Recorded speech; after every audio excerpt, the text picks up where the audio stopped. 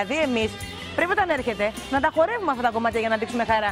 Κουβάλισε ο άνθρωπος 150 κιλά κοτόπουλα νητσιά. Κάθε φορά έρχεται φορτωμένος. Μπράβο, εταιρεία, γιατί θέλω να το ξαναπώ αυτό. Πάντα, όταν τον φιλοξενούμε στην εκπομπή, πάντα προσφέρει και ένα τόσο μεγάλο δώρο και σε κάποιο ίδρυμα που εμείς έχουμε επιλέξει κατά καιρούς να δίνουμε και το δίνουμε μεγάλη του χαρά και δεν ξέρετε πόσο καλό κάνει και πόσο χαρά δίνει στον κόσμο. Λοιπόν, στο Ελένη 2, στο Ελένη 2, μας στέλνετε τα mail σας για να κερδίσετε τρεις τυχεροί από εσάς από 50 κιλά κοτόπουλα νητσιάκος και μία γαλοπούλα μαζί. Χαμός ρε παιδιά, μπράβο, στο Ελένη 2. Τώρα, εάν θέλετε να είσαστε ένας από τους 12 που θα κάνει μόνο για σας σεμινάριο ο Χριστόφορος Πέσκιας στις 14 Νοεμβρίου, στείλτε μας mail στο eleni4@alphatv.gr. 12 τυχερές φίλες θα βρεθούν όλες μαζί και με τον Χριστόφορο και θα μάθουν να κάνουν αυτό που εκείνη τη μέρα έχει επιλέξει. Έχεις σκεφτεί τι? Θα κάνουμε μαζί με την οικογένεια Νητσιάκου ένα γιορτινό μάθημα. Ναι. Θα έχει και γιορτινή κοτόπουλο ή γαλοπούλα. Ναι. Σαλάτα, γλυκό, θα έχει ένα μενού. Πολύ ωραία ιδέα, Χριστόφορε. Εσύ το σκέφτηκες ή η εταιρεία Νητσιάκος? Ποιον να ευχαριστήσω στην ιδέα αυτή? Εμένα. Χριστόφορε. Είναι πολύ καλό δώρο και αυτό. Όχι, μαζί πολύ καλό δώρο και αυτό. Λοιπόν, εμείς σήμερα μαζί με τον Χριστόφορο θα κάνουμε κεμπάπ πολίτικο κοτόπουλο. Σωστά. Ωραία, μυρίζει. Είναι πολύ εύκολο. Είναι? Ναι, είναι. Για πες μου, πώς το κάνουμε? Αυτό καταρχήν τώρα είναι έτοιμο, μασάμε? Είναι ψημένο. Ο Θεός βοηθός. Πώς το σερβίρεις, βρε Χριστόφορε? Με πίτα, θα το κάνουμε σαν σουβλάκι. Παιδιά, μυρίζει πολύ ωραία. Τι έχεις βάλει μέσα? Κρεμμύδια. Ναι. Θα βάλουμε κρεμμύδι. Θα το ξεκινήσουμε. Βέβαια. Λοιπόν, για κοιτάξτε λίγο.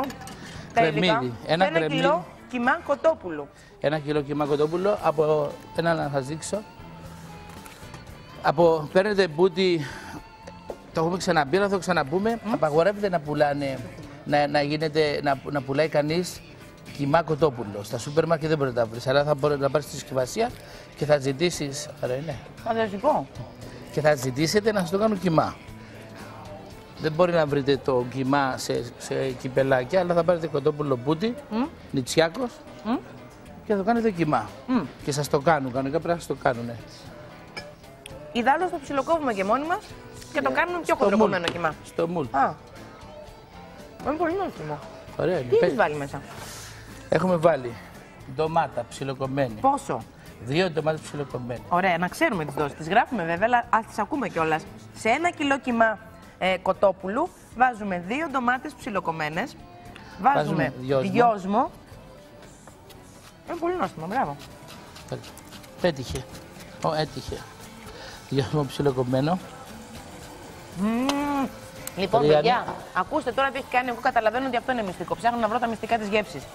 Το κρεμμυδάκι που έχει ψιλοκόψει, δεν το βάλει μέσα ολόκληρο όπως το βάζουμε συνήθως εμείς στα σπίτια μας. Δεν ξέρω τι κάνετε εσείς, αλλά εγώ ξέρω ότι όταν κάνουμε όλοι κιμά, το κρεμμύδι το βάζουμε έτσι. Ψιλοκομμένο ή τριμμένο, αλλά εν πάση περιπτώσει ομό. Το μαγειρεύουμε. Το έχεις βάλει να πάρει λίγο χρωματάκι, Γιατί, μήπως του βγάζει περισσότερο γεύση? Για να μαλακώσει και να μην μας είναι μετά, να μην μας είναι βαρύ στη χώνεψη. Έτσι, με αυτόν τον τρόπο μαλακώνει. Ναι. Και μετά δεν θα έχουμε θέμα να το χωνέψουμε.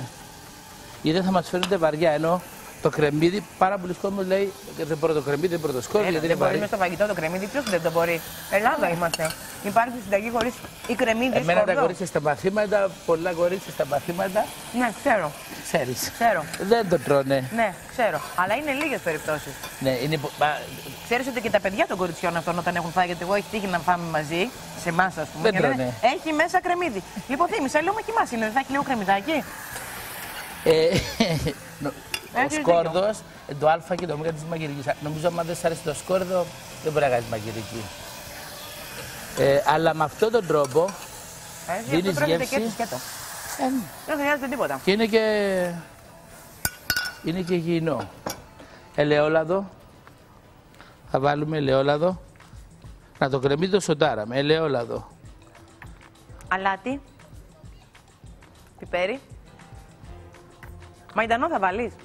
Όχι, θα βάλω μετά, θα σου δείξω. Αυτό είναι σούμακ. Α, το ξέρω. Από την Αίγυπτο, πού το βρίσκεις και το παίρνεις? Στην Τουρκία.